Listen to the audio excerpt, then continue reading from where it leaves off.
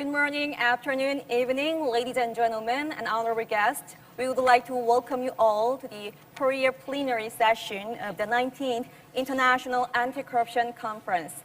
My name is Kim Yeonjin, your MC for this session. It is my great honor and my pleasure to be the MC for meaningful conference.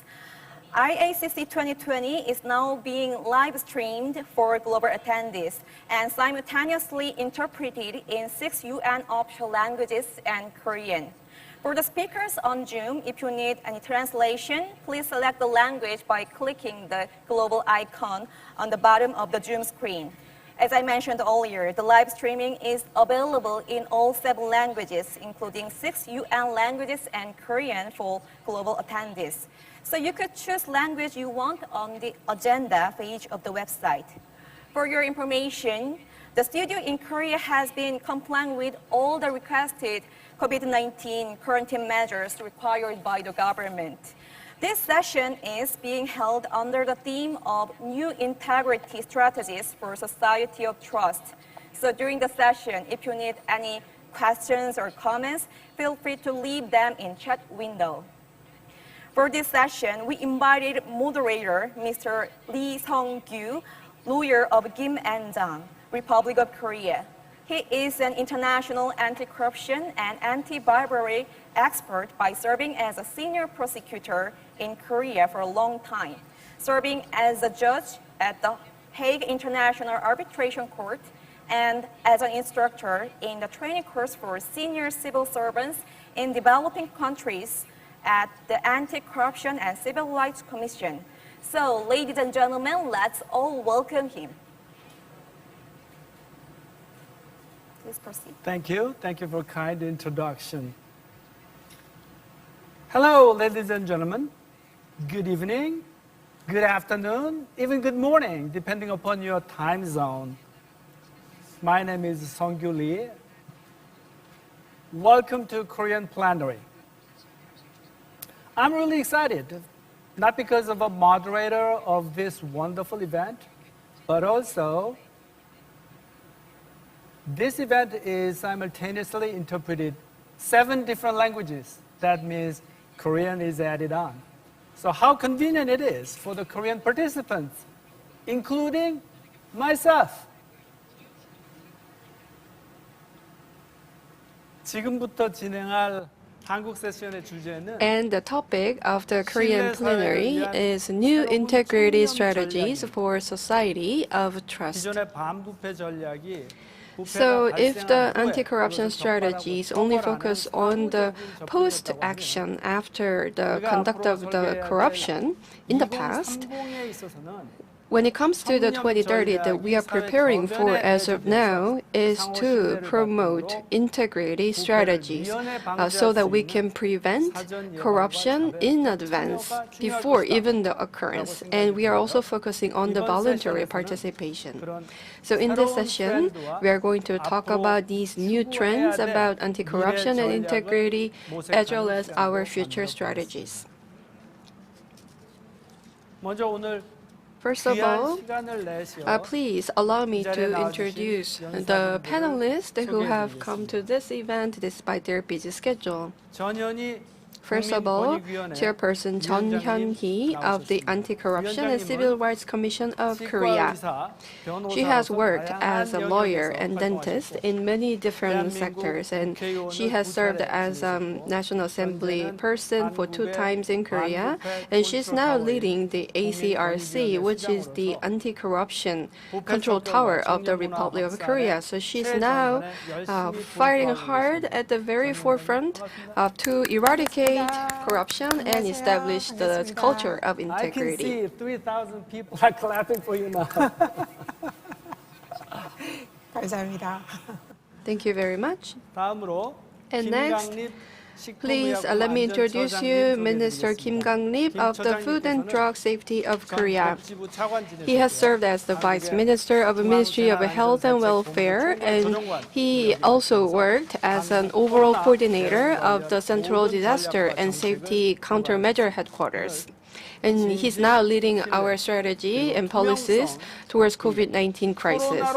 So he will talk about how we can connect truth, trust, and transparency together with our health and survival issues. Minister, thank you very much for being here. Also, we have a wonderful participants online. Mr. Drago Kos, he is currently a chair of OECD Working Group on Bribery. As we all know, the year 1997, OECD launched Anti-Bribery Convention. I'm expecting he will speak about the perspective from an international organization and the prediction in the future. Please help me welcome Mr. Kos.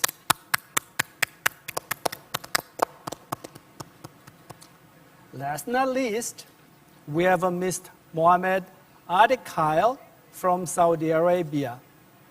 He's a director of well-known institute Nazaha. Year 2020, Saudi Arabia took the presidency of G20. He's closely initiated many international activities under the G20 presidency. Well-known Riyadh initiative is the product of his effort. Mr. Ali Khail, welcome to the conference. Without further ado, let's start the speech session. 최근 들어 부패의 행태가 So recently we are seeing more complex types of corruption that are occurring in the world. Therefore, we believe that the traditional anti-corruption activities that we have done, such as punishing any corruption in the public sector or making punishment-related rules and laws, I believe that they are showing some limitations. So we need to go beyond that. And especially, as Korea is the host of the 19th IACC, we want to propose this as an opportunity to find a new direction for all of us. First of all, Chairperson Jeon Hyun-hee of the ACRC of Korea will talk about the future-oriented value from anti-corruption to integrity. Chairperson, please go ahead.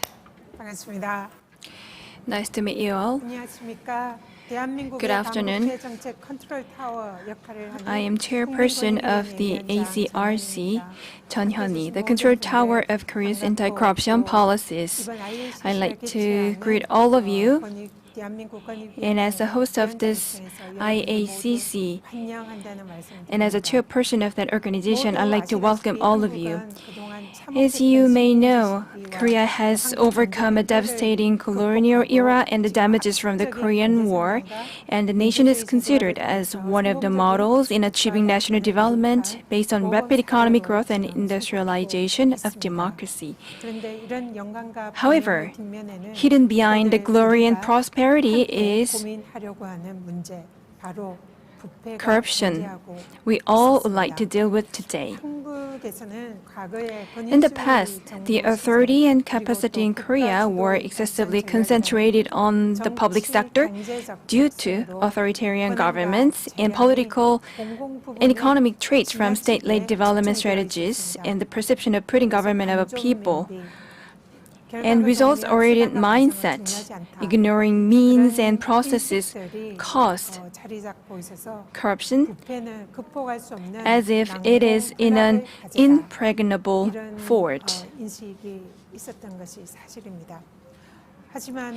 However, the establishment of procedural democracy through peaceful power transfer, financial crisis, and facing sovereign default due to lack of transparency, and consolidating democracy through a candlelight revolution, and other historical inflection points helped us overcome many difficulties.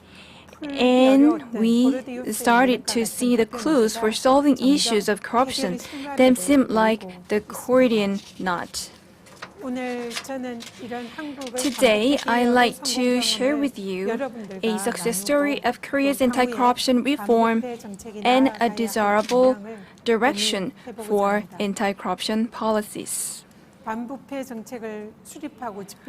For us who are establishing and implementing anti-corruption policies, the definition of corruption is very essential in what we do.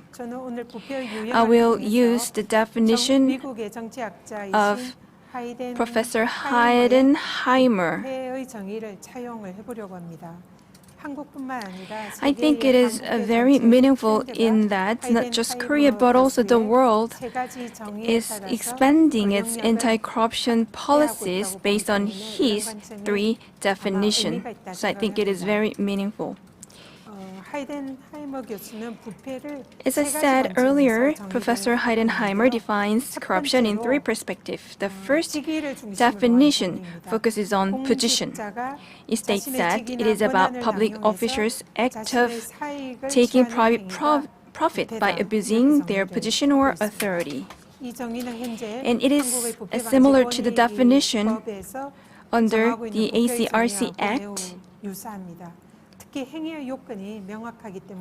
And it is used as a benchmark for deciding and punishing corruption crimes since the applicable behavior requirements are clear.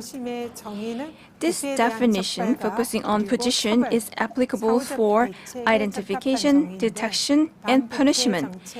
That is a reactive measures, and this could be a starting point for anti-corruption policy. And the Korean anti-corruption policy focuses on detection and punishment in the beginning. But once we don't have a confidence that the law enforcement related to this policy focusing on detection punishment is fairly done, there could be questions raised on validity and trust of the policies.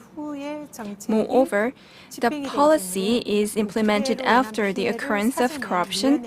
This type of the policy cannot preemptively prevent harms of corruption, showing some limitations. The next definition focuses on market. In this view, if public service of the government is greater than the demand, acts such as payment of costs, cost to resolve excessive demand, and it is defined as corruption. So in this definition, corruption is not just an individual moral deviation, but is the result of failure of striking appropriate demand-supply balance of the public service. So this can be resolved through institutional improvements. The Korean government has made an institutional approach to resolve corruption issues by establishing Korea Independent Commission Against Corruption, now ACRC, in 2002. Since then, it established very important policies. In particular, massive financial input expenditure were made in the areas of education, tax payment, and national defenses to various efforts such as continuous institutional improvement for areas prone to corruption. So development of integrity measuring system for major tasks of public institution, establishment of code of conduct, and many activities were carried out.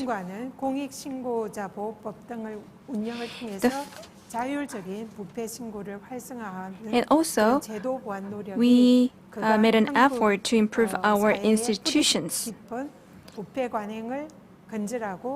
And that helps prevent various types of corruption.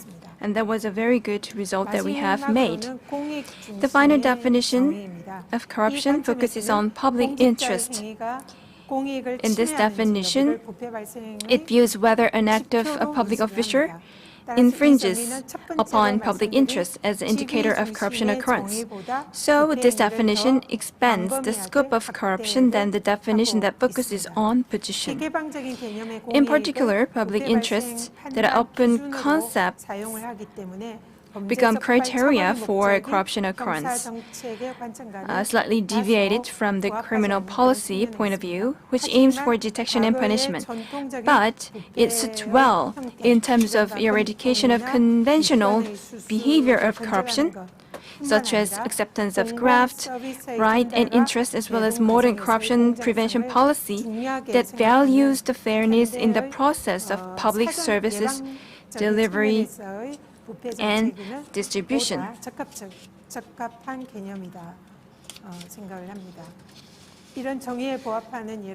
The prime example of this definition is policy for eradication of abuse of power and enhancement of fairness in public institutions hiring. So, the Korean government defines the abuse of power is about people with the experience, position, and authority abuse those authority in a social or the economic relations.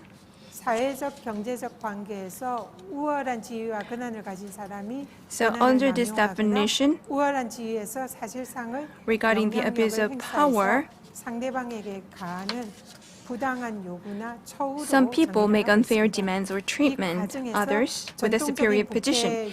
In this process, whether or not the public officials are taking private interest is not an important criteria. So measures to eradicate corruption from conventional definition don't fit to the current concept of corruption. However, this abuse of power would damage mutual harmony and completeness of the community that may fall into the scope of public interest. So it can be seen as corruption. So policies to improve fairness in public interest organizations hiring can be understood in this context. Initially, this policy started from the aims of eradicating improper hiring by acceptance of bribery, unfair orders, and that can be extended to the policies of eradicating unfair discrimination and maximizing professional potential of human resources in public sector.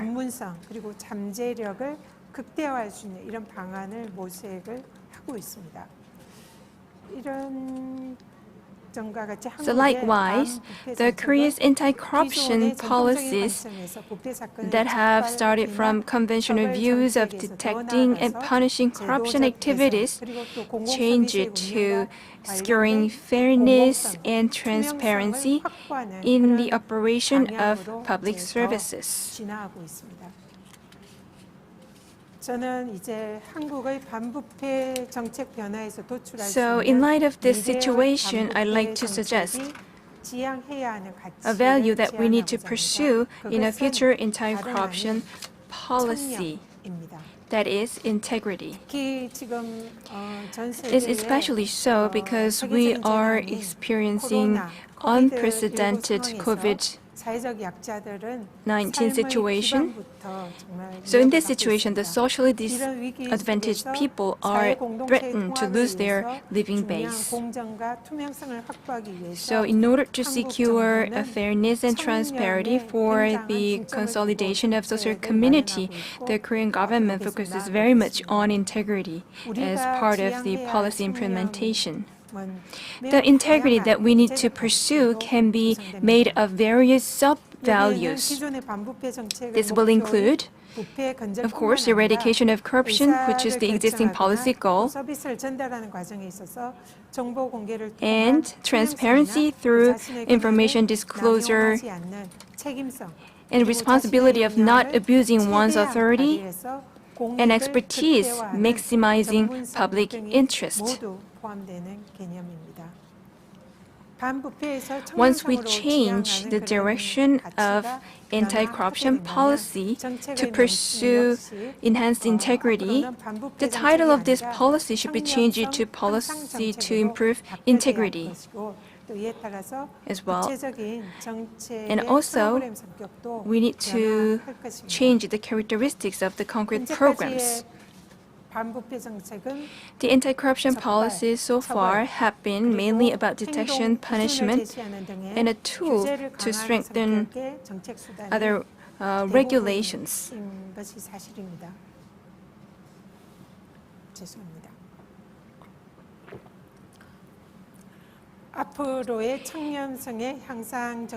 So, integrity enhancement policy of the future should not be a control of acts from outside, but a friendly policy based on voluntary internalization of the rules. In this context, I believe that the core of anti-corruption policies will be reoriented to nurture good governance based on participation and cooperation between various members of society.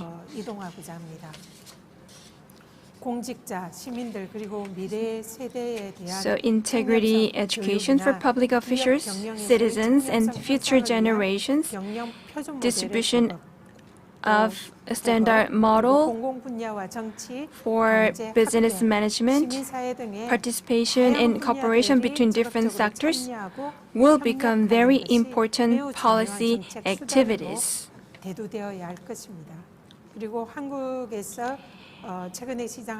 And we have a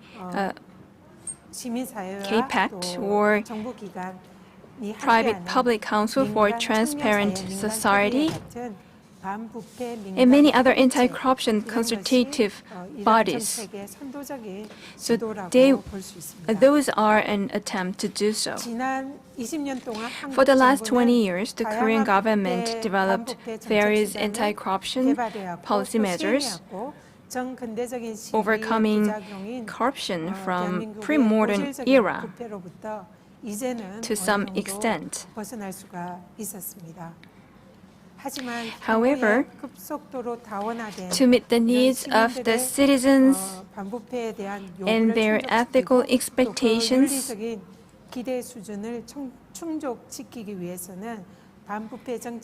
I think that the previous anti-corruption policies have definite limitations. Based on the integrity that can encompass anti-corruption, transparency, responsibility, and expertise, we can meet the goals of anti-corruption policies and programs, materializing good governance in society. And that should be the way forward in successful anti-corruption policy. So with that, I'd like to conclude my presentation. Thank you very much for listening. 감사합니다, 위원장님. 참 좋은 말씀 아주 고맙고요. 사실 저도 검사 생활 20년 하면서 부패 사건을 적발하고 처벌하는 걸 많이 해봤는데 And I face many corrupt activities. Sometimes it is very difficult to totally eradicate. So to eradicate corruption, the integrity policy carried out by the ACRC is a good trial, and I think it could be a very successful. Let me invite the second speaker. Working Group Chair of OECD. He will speak about the OECD Working Group, and also he will introduce the integrity policy in the future. Mr. Kos, floor is yours. Well, thank you very much. Good evening, good morning, good afternoon. I hope you can see, the presentation, I hope.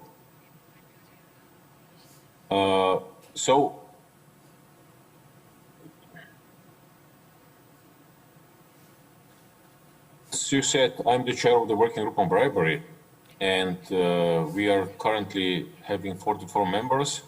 And what we do is basically we are assessing how our member states are enforcing the OECD Anti-Bribery Convention. We are in the middle of the 4th round, and we have a rigorous follow-up system on the implementation of our recommendations, which is called by Transparency International golden standard of monitoring. So much for the beginning, but let's say you would expect that if countries join a group that they would do everything to fulfill their obligations. Unfortunately, this is still not 100% the case. What we are doing here, let's say it's assessed every year by the Transparency International, and this year's report shows the following picture.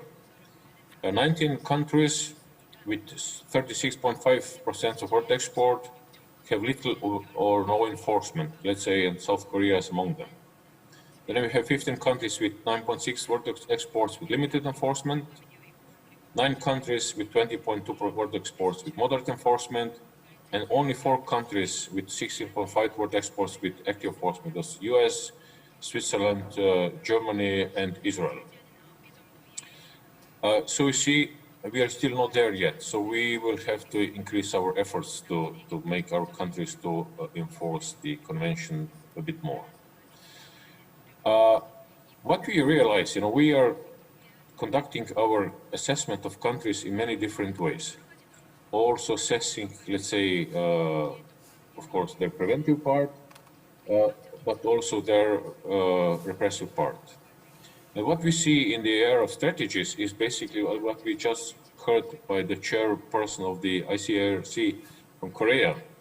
We see a shift from the so-called anti-corruption strategies, which are basically quite a frightening feature, playing on negative emotions. They're usually used in the public sector, very often limited to only exposed sector of society, carrying a repressive notion, and they have no relation with, or less more relation with, trust in the organization of society. We see a shift from those types of strategies to the so-called integrity strategies, which are considered much more friendly than the anti-corruption ones, because they play on the positive emotions.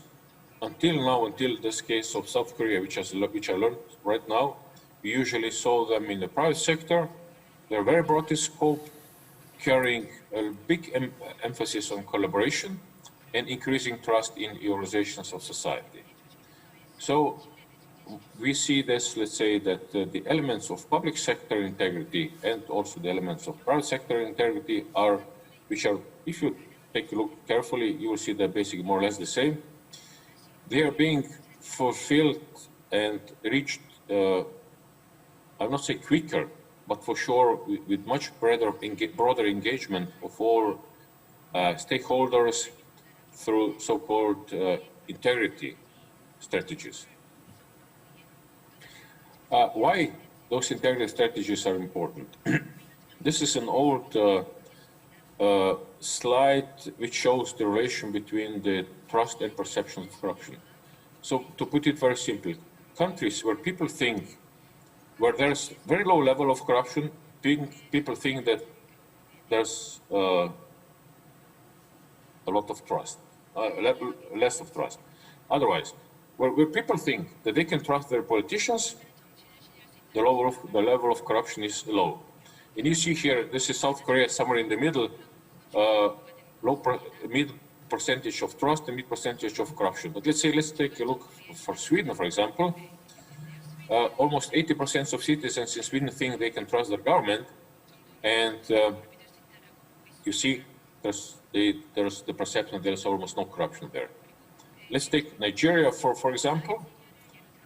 It's only a little bit more than 30% of the population think that they can trust their governments, and the level of corruption the perception of corruption is almost up to 90%. So therefore, the integrity strategies are so important because they put a lot of emphasis on developing trust in public organizations or in private sector organizations.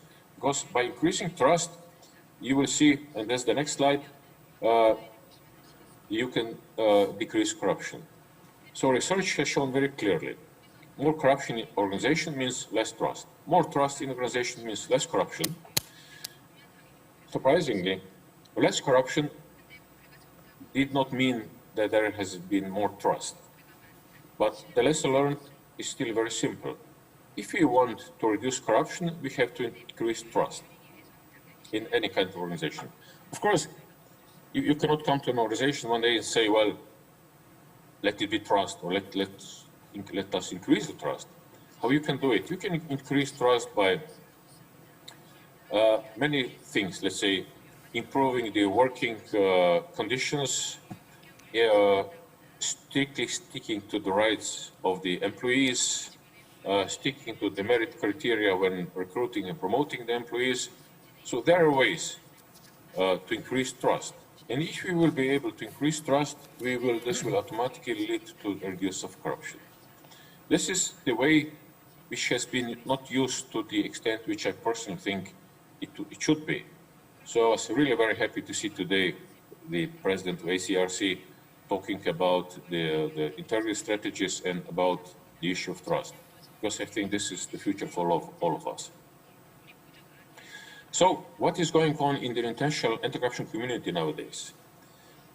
What would be the most important goals? The first one is the avert the danger of nationalism, or better to say, enhance the global anti-corruption approach. What we see in the last year is that we have countries, mainly, let's say, in America, both Americas and Central Europe, which simply do not care what the global approach against corruption is. They say, well, nobody will tell us what to do.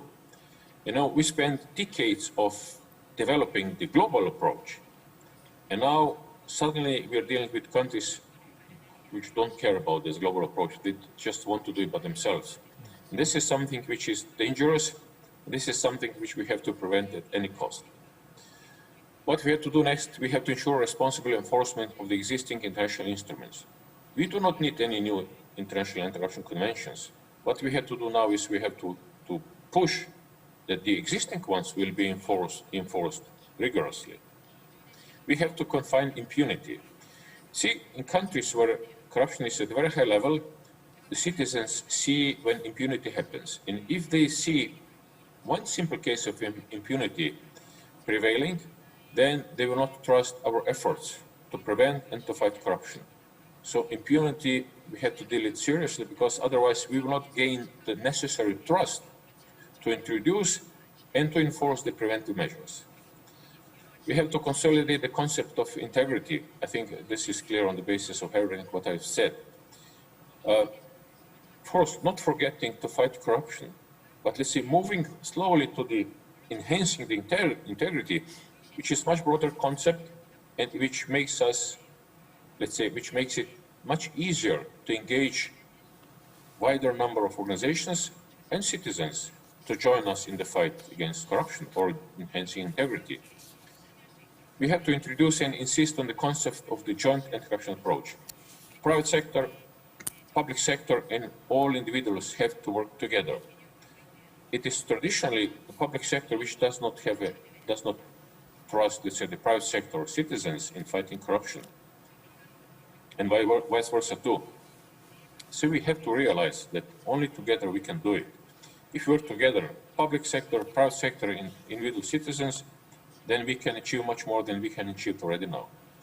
And we will have to start sanctioning, cross-sanctioning, in inverted commas, countries for not fighting corruption. There are different kinds of sanctions already in place around the world, let's say, for countries not respecting human rights, for countries not following the international anti-money laundering standards. We still don't see real sanctions for countries which are not fighting corruption. And if we achieve all of this, then I'm sure we will see a huge step forward in decreasing the levels of corruption and increasing the levels of integrity. And last but not least, you see, public sector has done so much until now in fighting corruption. So now the focus should be shifting a bit more to the private sector integrity, because this is the future for all other forms of integrity.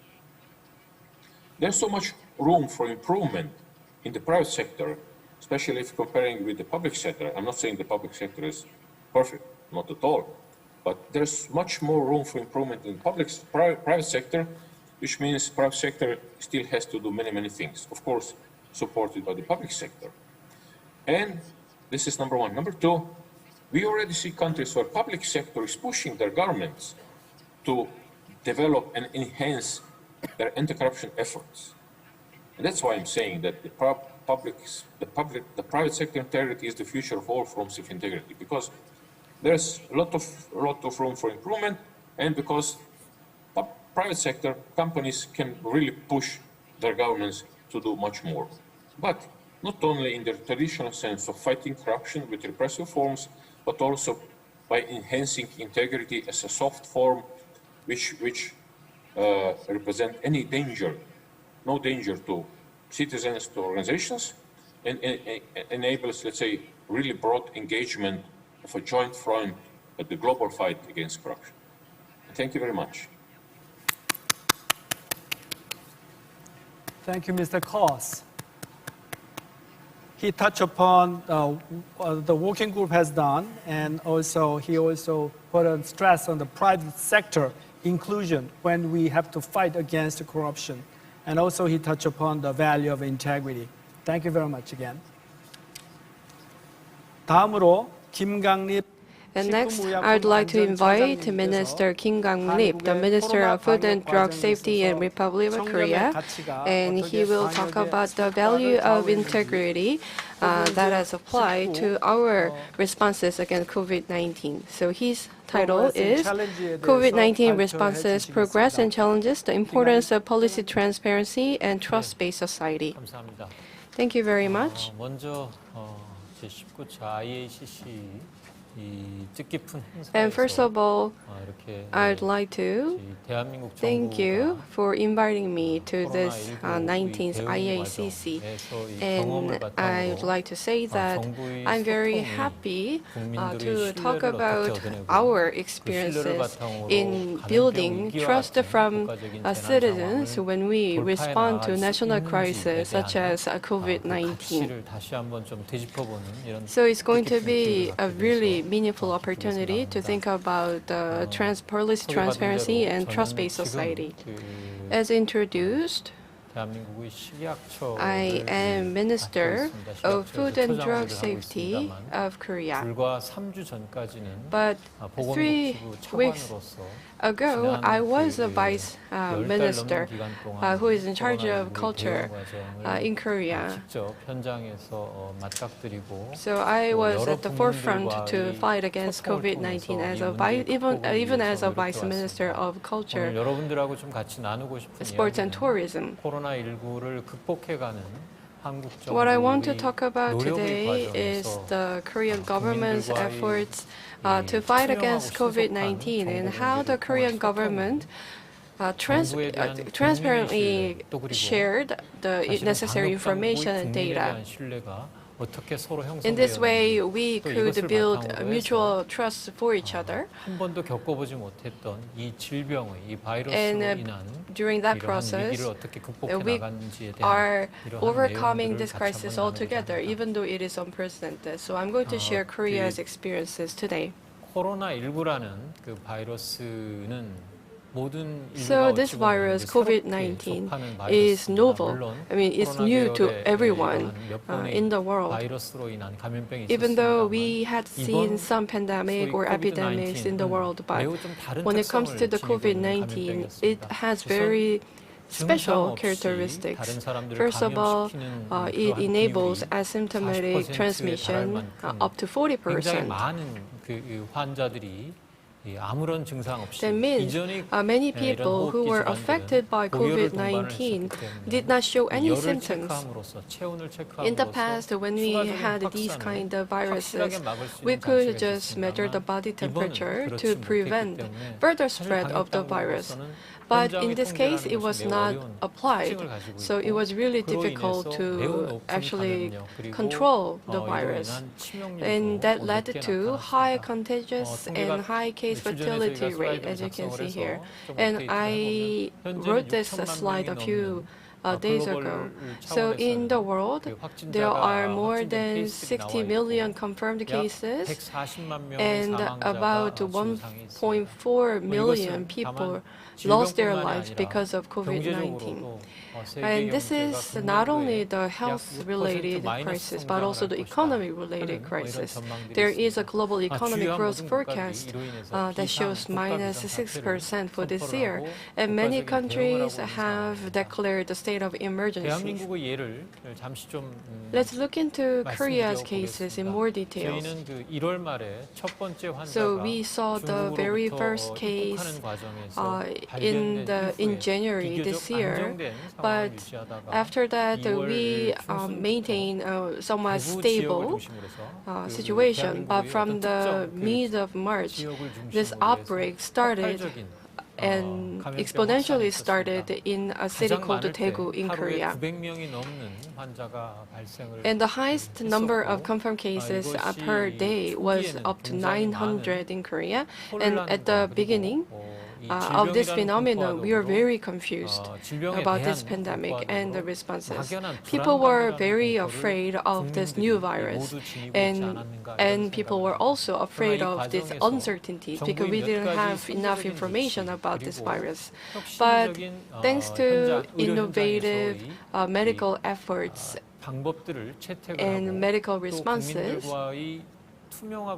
and also transparent and honest communication with the Korean people, we could give more information to Korean people so that they can protect themselves and they can protect their family members by themselves. So I believe that relatively we could somewhat tame down this trend in 3 weeks. But despite such efforts, we saw the second wave in Korea, and as we are entering the winter season, we are also worried about the third wave of COVID-19. But relatively, if we compare to other cases in other countries, we can say that Korea is somewhat well controlling this COVID-19 related situations. 한국의 이 코로나19의 대응이 어떻게 So this time I'd like to talk about some of the detailed elements in our strategies in the COVID-19 Korea's responses. First of all, prevention.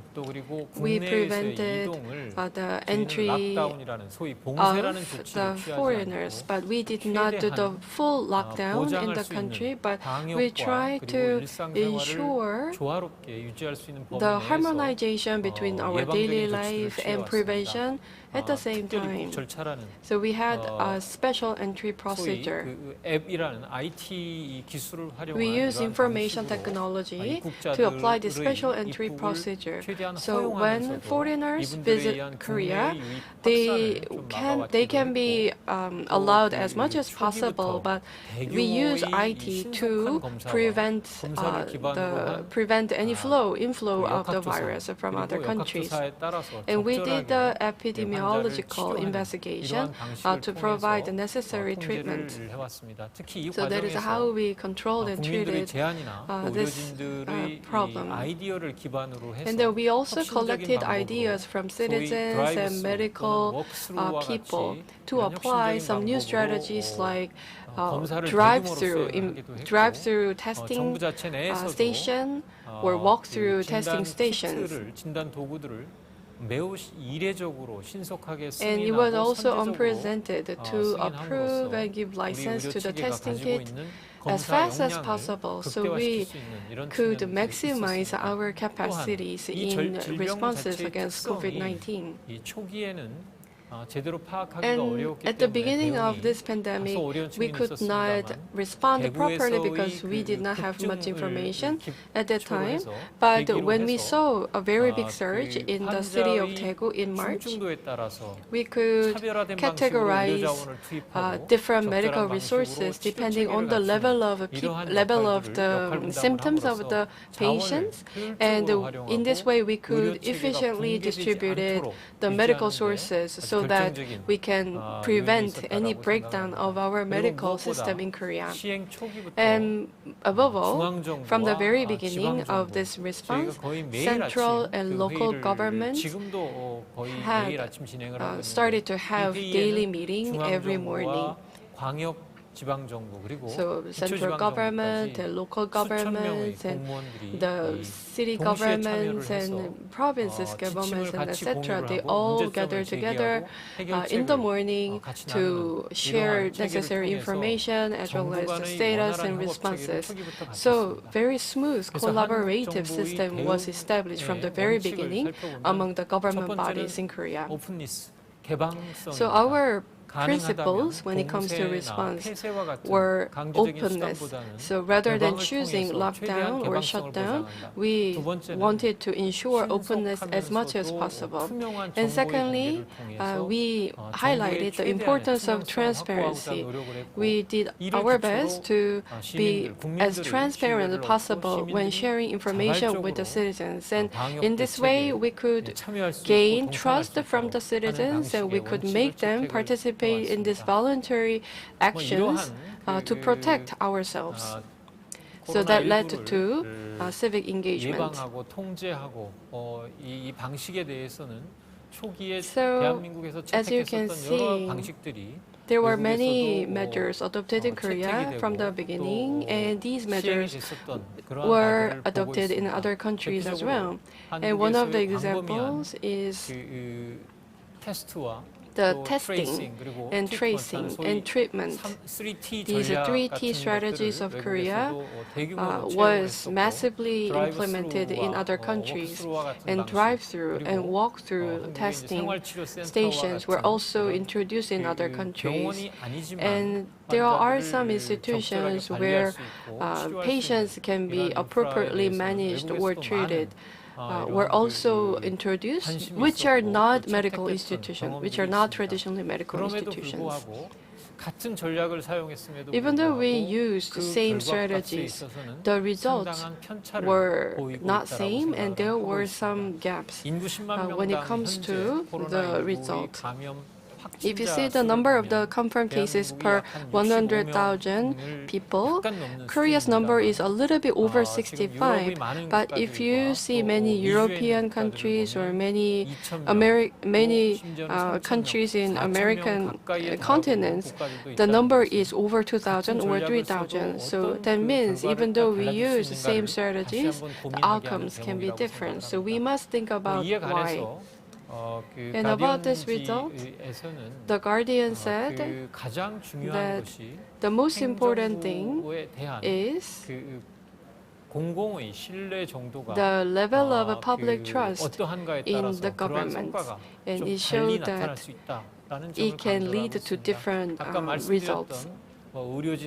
As I said, there were active contribution and dedication of medical staff members in Korea and many other elements that made this possible. But I believe that one of the most important things was that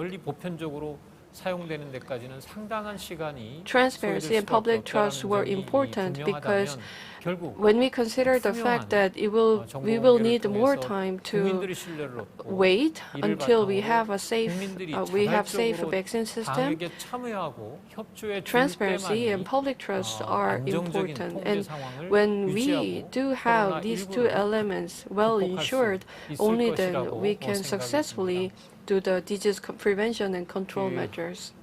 특히 이런 측면에서 대한민국 정부는 코로나19 발생 초기부터 from this perspective, I want to highlight once again that Korea and the Korean government made its effort to become transparent and swift when sharing the information. So from the very beginning, we had regular briefings every day. And for the first few months, we had 2 press briefings on the latest COVID-19 status per day.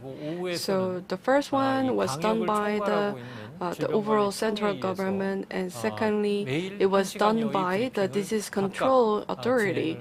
So we had 2 press briefings every day.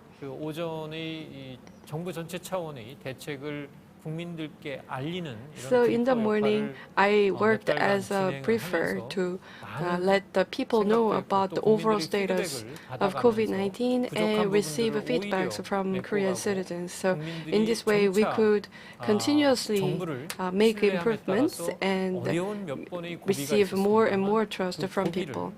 Even though we had 국민들의 신뢰를 some 기반으로 해서 challenging times 극복할 and 수 risky 있지 times 않았나라고 in the 생각을 합니다. past 1 year, 두 I believe that 번째로는 these processes 이런 help us 브리핑 to 이외에도 overcome such problems 온라인 and crises 커뮤니케이션을 and challenges. 통해서 신속하게 정보를 공유하고 And we 발생 swiftly 초기부터 delivered 별도의 government 정보 policies 웹사이트를 by 코로나19에 setting up 관해서만 이렇게 websites. 저희가 마이크로 홈페이지를 So 만들어서 we built a micro homepage where people can get access to credible and transparent information and data about COVID-19.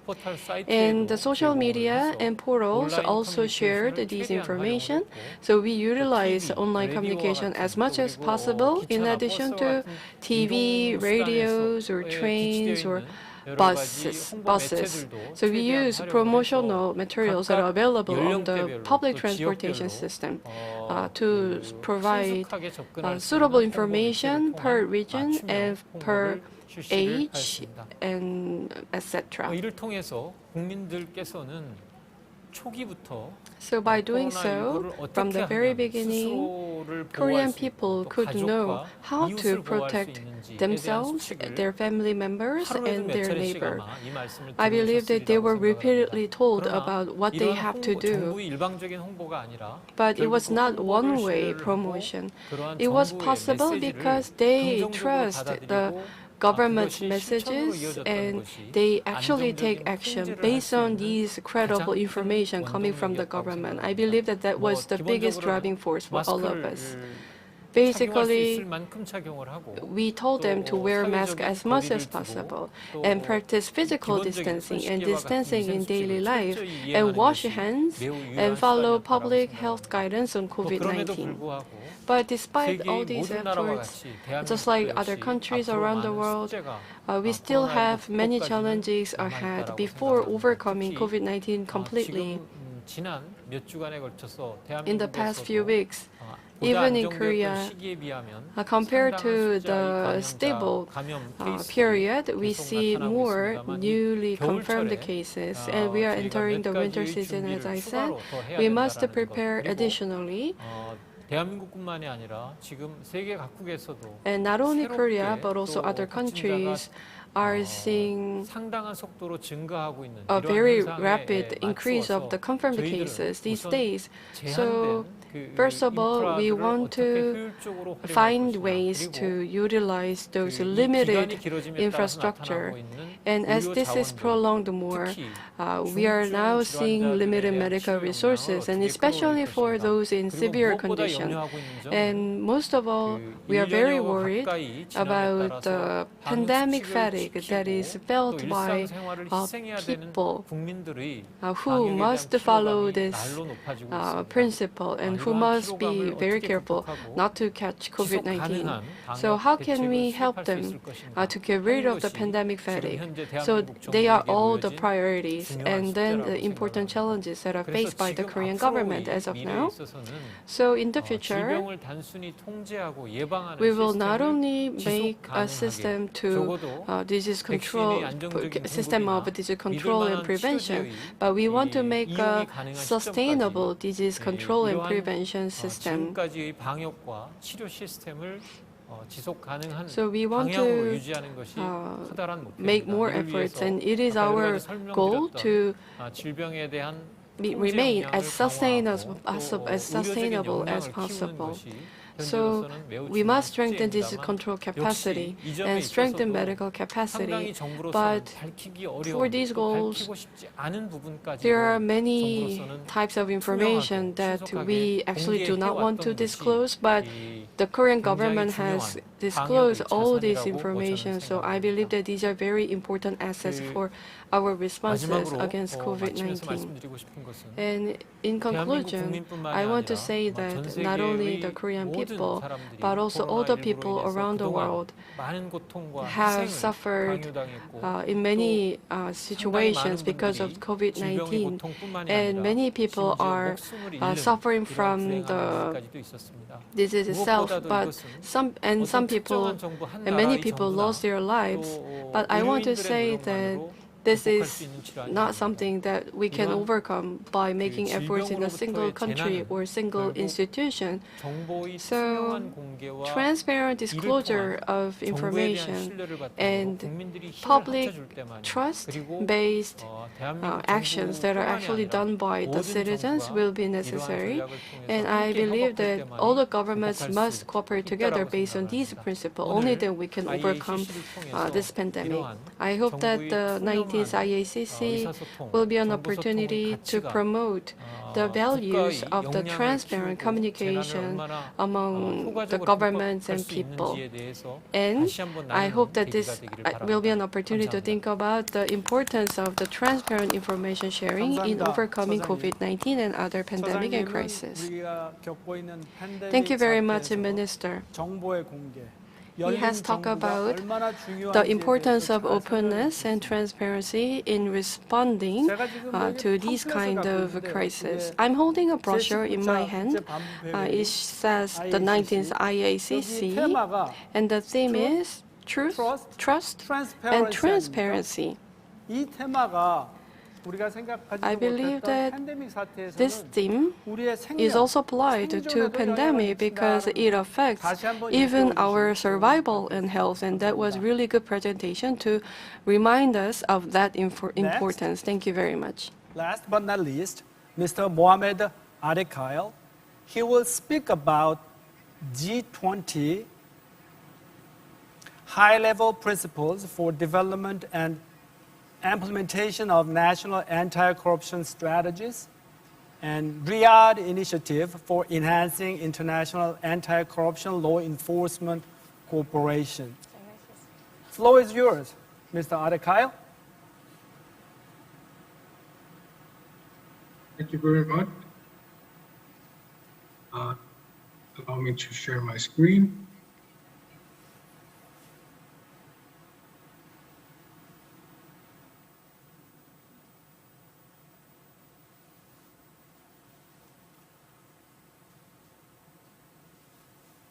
Well, thank you very much for having me here today.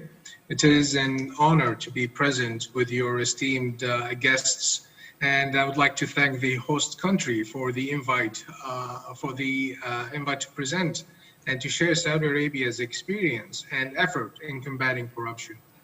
Distinguished guests, ladies and gentlemen, I would like to begin my presentation by providing a brief overview of Saudi Arabia's anti-corruption strategy and the very recent changes to the organizational and structural arrangements related to combating corruption, which most prominently includes the merging of two investigatory agencies into the National Anti-Corruption Commission and altering the name of the Commission to the Anti-Corruption Authority.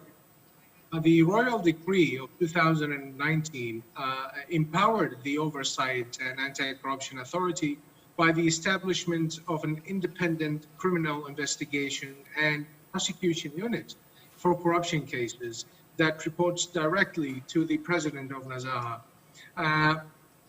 To provide an overview of Saudi Arabia's anti-corruption strategy, the strategy operates in accordance with Saudi 2030 vision, which consists of a number of principles and approaches related to the protection of integrity and combating corruption, including but not limited to the zero tolerance policy for corruption at all levels. Correspondingly, Saudi Arabia's approach to anti-corruption revolves around the 5 Ps framework of prevention, promotion, pursuing, palliation, and prosecution. For the sake of time, I will touch very briefly on each of the elements of the framework. In the prevention aspect of the framework, our approach revolves around encouraging the expansion, development, and adoption of electronic services and enhancement of technology in the government sector. With regards to the promotion of the promotion aspect of the framework, the approach encourages and enhances raising public awareness in promoting integrity and combating corruption throughout a dedicated fully programs and agendas allocated to schools and universities programs, as well as social and cultural events. With regards to the palliation aspect of the framework, it is based on the mitigation of corruption through establishing specific guidelines for both public and private sectors, such as establishing corruption risk assessment guide for the public sector, as well as establishing a compliance guide for the private sector. As for the pursuant aspect, it revolves around the collaboration between the relevant agencies to combat corruption. Such collaboration is reinforced through signing memorandums of understanding between these agencies. And finally, the prosecution aspect, which was the Commission and the authority was empowered with the fifth aspect in December 2019, and it involves the establishment of an investigation and prosecution unit, an independent unit that reports directly to the president of the authority. The overall objective of Saudi Arabia's strategy aims to protecting integrity and combating corruption. The anti-corruption strategy, therefore, adopts a comprehensive view of corruption that embraces the fight against corruption by not only focusing on the preventive and remedial aspects, but also investigating and prosecuting corruption. Correspondingly, the principles of governance, transparency, and accountability are considered to be the solid foundations of Saudi Arabia's anti-corruption strategy. Now, moving on to Saudi Arabia's G20 presidency and the outcomes of the G20 anti-corruption working group. But before I discuss the group's work in this regard, allow me a moment to say that the Saudi G20 presidency was conducted through a very tough and unprecedented times due to the COVID-19 pandemic. Nevertheless, despite the challenges presented by the pandemic, the G20 spared no effort in taking great strides in advancing the global act against corruption and to lead by example during the pandemic. The Saudi G20 presidency was an action-oriented presidency, and through the innovation, commitment, and hard work of the G20 members, the anti-corruption working group was able to deliver remarkable and tangible key milestone outcomes. The group's first outcome, to go through it very quickly, is the first ever ministerial communique, which was adopted during the first ever G20 anti-corruption ministers' ministerial meeting on the 22nd of October. The ministerial communique represents the most important anti-corruption output this year by highlighting the group's agreed principles and achievements, as well as laying down the roadmap for the G20 future collective actions against corruption. Secondly, the anti-corruption working group developed the G20 compendium of good practices on combating corruption in response to COVID-19, which furthers the ability to better mitigate the COVID-19 corruption risks. Also, we have the Riyadh Initiative, which I will touch upon in the following slides. We also have the outcome of the scoping paper on international cooperation dealing with economic crime, offenders, and the recovery of stolen assets. And from that, we developed the G20 action on international cooperation on corruption and economic crimes, offenders, and recovery of stolen assets. We also have done the reforming of the G20 anti-corruption accountability report, which for the first time, the new approach provides an in-depth review of the group's collective progress on international cooperation and asset recovery, as well as informing potential future areas for the G20 anti-corruption working group to work on under future presidencies. Now, also for the finally, the development of 3 separate sets of G20 high-level principles on strategies, on promoting public sector integrity through the use of information and communications technologies, ICT, and the high-level principles for promoting integrity in privatization and public-private partnerships. Now, all of the G20 anti-corruption outcomes have been published and are available online and accessible to all. For the sake of time, I will limit my discussion to the following slides for the G20 outcomes on the development and implementation of national anti-corruption strategies, as well as the Riyadh Initiative. Now, as part of Saudi Arabia's commitment to lead by example in combating corruption, the Saudi G20 presidency set out the high-level principles for the development and implementation of national anti-corruption strategies as one of its anti-corruption priorities. The emphasis on the need for the development of national anti-corruption strategies is present and called upon in many areas. For example, the 2019-2021 action plan of the G20 Anti-Corruption Working Group provides that the group will share experiences and best practices on developing and implementing national anti-corruption strategies and actions. Secondly, amongst the core principles underlying the United Nations Convention Against Corruption is the importance of a holistic, inclusive, and transparent approach to anti-corruption policy development. This need is specifically recognized in Article 5 of the Convention, which calls on states parties to develop and implement, maintain effective, coordinated anti-corruption policies that promote the participation of society. And last but not least, such need was also emphasized in the 2018 joint statement of the B20 and C20 that calls on G20 countries to adopt national anti-corruption strategies. And therefore, to ensure that the successful implementation and development of the high-level principles on strategies, we ensure taking into account the different legal environments, cultural challenges, and constraints of countries as there is no one-size-fits-all approach to building anti-corruption strategies. However, for anti-corruption strategies to be effective and successful, there must be a strong political will. And in this regard, political will and high political leadership commitment to combat corruption is essential. The results of implementing an anti-corruption strategy will significantly be impacted by the level of support, tools, legal mandate, and actions provided for sustaining and supporting anti-corruption reform. Therefore, political will is not only a primary principle for initiating an anti-corruption strategy, but also it is the driving force to the success of anti-corruption reforms. Correspondingly, the Anti-Corruption Working Group was able to work together and collectively to produce 9 high-level principles that are built on existing international instruments and good practices. Also, the high-level principle is also available online in more details.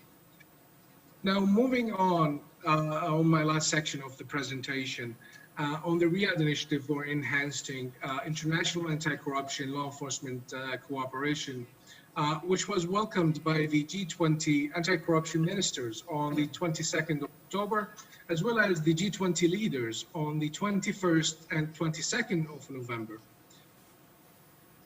Now, what is the Riyadh Initiative built upon, and what is the objective of the Riyadh Initiative? The Riyadh Initiative is built upon the commitment of continuing the practical cooperation to fight corruption and the importance of leading by example and exploring ways to enhance and strengthen the practical international cooperation in the fight against corruption. Therefore, the objective of the Riyadh Initiative is to create a global network for the purpose of establishing and enhancing direct contact between anti-corruption law enforcement authorities, empowering a wider range of countries to engage in informal international cooperation, and complementing the other existing platforms for such cooperation. Now, what is the problem or gaps that the Riyadh Initiative will address? The Saudi G20 presidency conducted an intensive analysis on the cross-border anti-corruption cooperation and found that there is an insufficient and ineffective utilization of informal communication networks between anti-corruption law enforcement authorities. Overall, some countries are experienced in investigating and prosecuting corruption cases and obtaining assistance needed from other jurisdictions. including through a solid network of contacts they have established or know how to access. Excuse me. Yet, this is not the representative element of the global experience. And there's a significant asymmetry between G20 countries, for instance, with many other countries that face issues of capacity, inadequate human, financial, and technical resources, and barriers to existing anti-corruption networks. Anti-corruption agencies, in particularly developing countries, face technical and political obstacles in their work, and they have few or rather no channels to connect and receive practical guidance and assistance in their casework. To back up this with some numbers, over 500 implementation gaps have been identified through the United Nations Convention Against Corruption first cycle reviews with regard to UNCAC Articles 36 to 39, which deal with anti-corruption law enforcement authorities and enforcement cooperation in cross-border cases. And over 1,000 recommendations have been made on Article 46 on international cooperation and mutual legal assistance, while countries are working to address these gaps as evidenced in their voluntary follow-up reporting. They are doing this mostly in silos and without receiving any technical assistance from anybody. For example, in this regard, it should be highlighted that more than 100 countries, including the vast majority of African and Middle Eastern countries, are not members of any, nor do they participate in any global network that facilitates informal cooperation between anti-corruption law enforcement authorities. Now, the Riyadh Initiative is based on three components. The first component is to establish a Vienna-based global network of anti-corruption law enforcement authorities. The second component is establishing an online one-stop hub for the global operational network of anti-corruption law enforcement authorities, including a secure platform that allows and enables those anti-corruption authorities to communicate in a secured manner, and it will be maintained by the UNODC. And thirdly, the third component is the developing knowledge and capacity within the network through organizing anti-corruption training programs and production of policy papers, guidebooks, publications, and tools and collection of data, as well as enhancing the synergies and cooperation with other existing networks, such as the Interpol and the OECD law enforcement networks.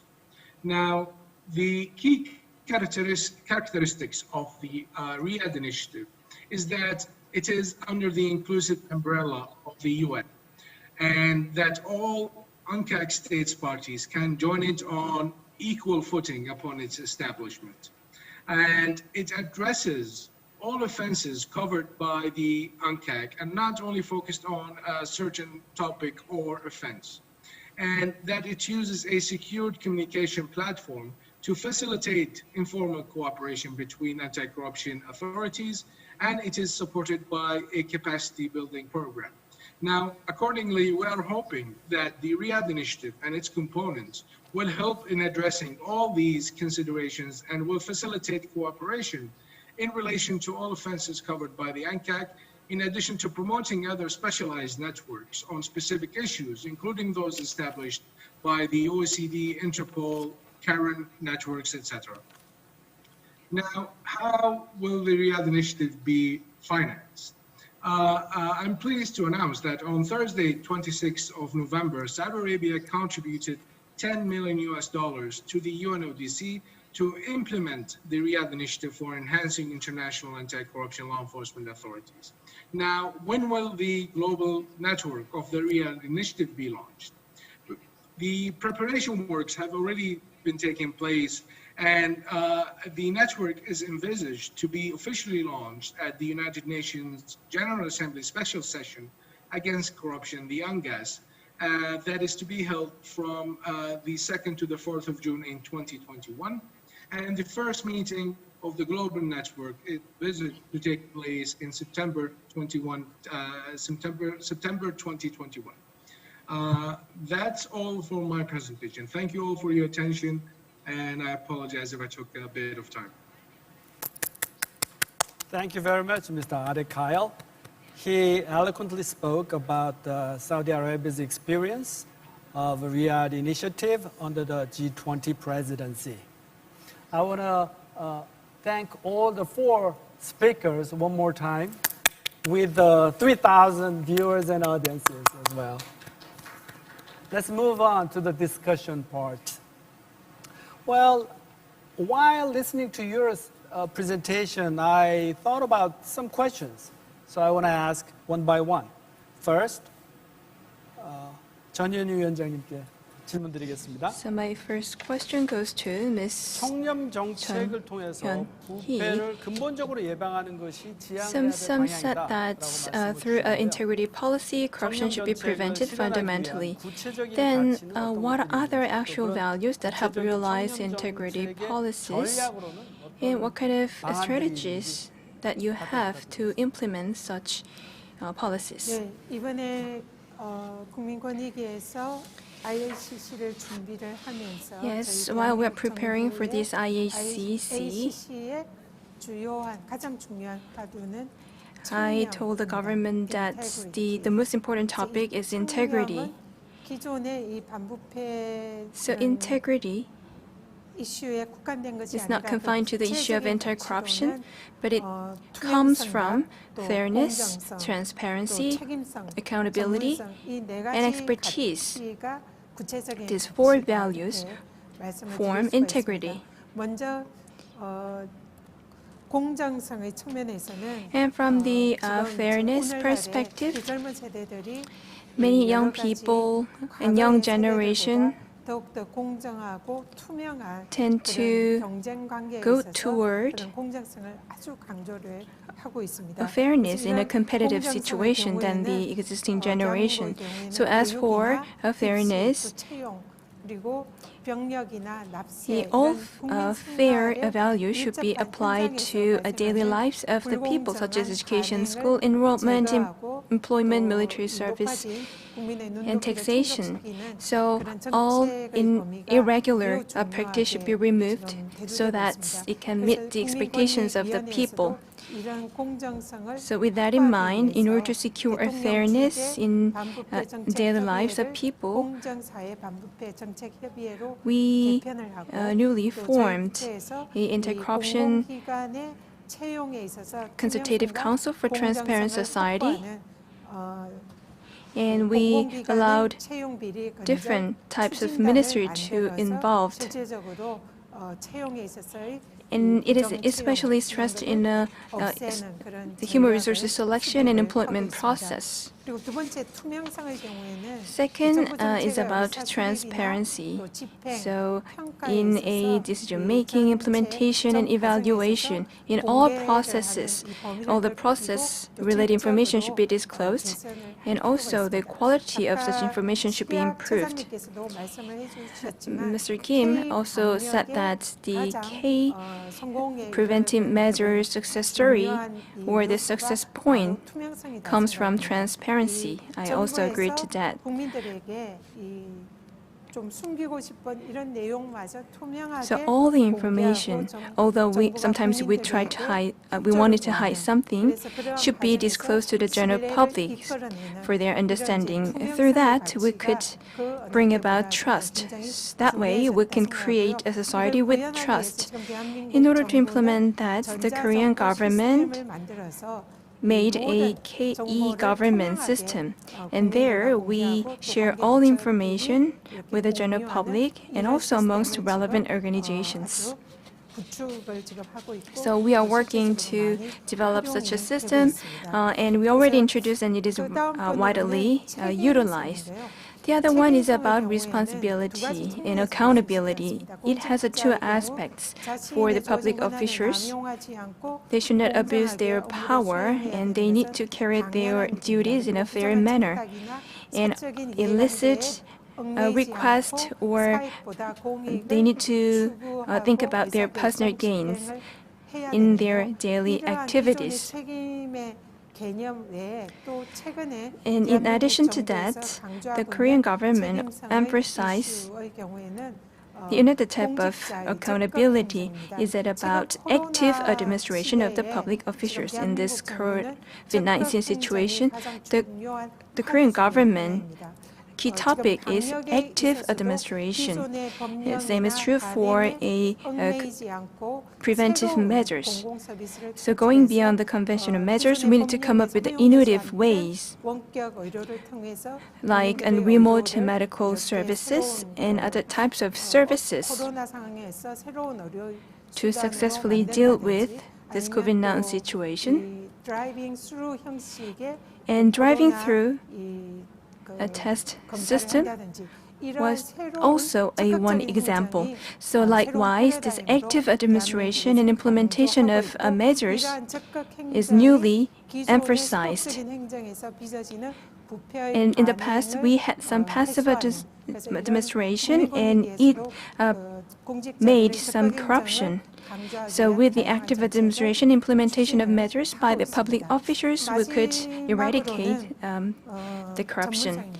Last but not least, it is about expertise or professionalism. When it comes to expertise, the public officials should be best in their own area. So when they make an ultimate decision making, it should be based on their expertise. That way, the public interest will increase and anti-corruption can be realized in a wider context. In order to do so, the public officials should continue to develop their knowledge and get training. I talked about the 4 values, and in addition to that, there is one thing that is also important. That is about, based on the trust and the cooperation of the general public, we share all those values together. It should be applied not just to the current present generation, but to the future generation.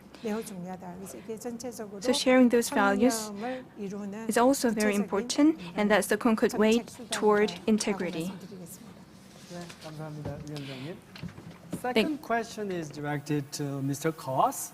During your presentation, you said we must include not only the public sector, but also private sector, even individual. Then how can you possibly attract the private sector into our initiative? Well, thank you for a really good question. You see, private sector companies will only engage if they will see that there are some positive results of engaging in the area of integrity. And the research is showing very clearly that countries with high level of integrity are doing economically much better than the other ones which with low level of integrity. So, but the problem is that, let's say, this only functions when the market is functioning. When the private sector and public sector collide together, let's say in the form of possible criminal proceedings against the company for conducting, let's say, corruption offense, what usually happens is that if company has, let's say, an effective compliance system in place, or if the company is reporting itself about the corruption, then the company might get some benefits from the public side. But those benefits are mainly limited to the benefit to the things within the criminal procedure, such as, let's say, lower sanction and, let's say, similar things. So companies which are introducing integrity mechanisms, such as compliance system and similar, and which are not yet prosecuted for corruption, usually they do not get anything. In other words, for the time being, we are still trying to motivate companies by saying, well, if you don't do it, you will get sanctioned, which is negative motivation. And we all know that negative motivation works much worse than the positive one.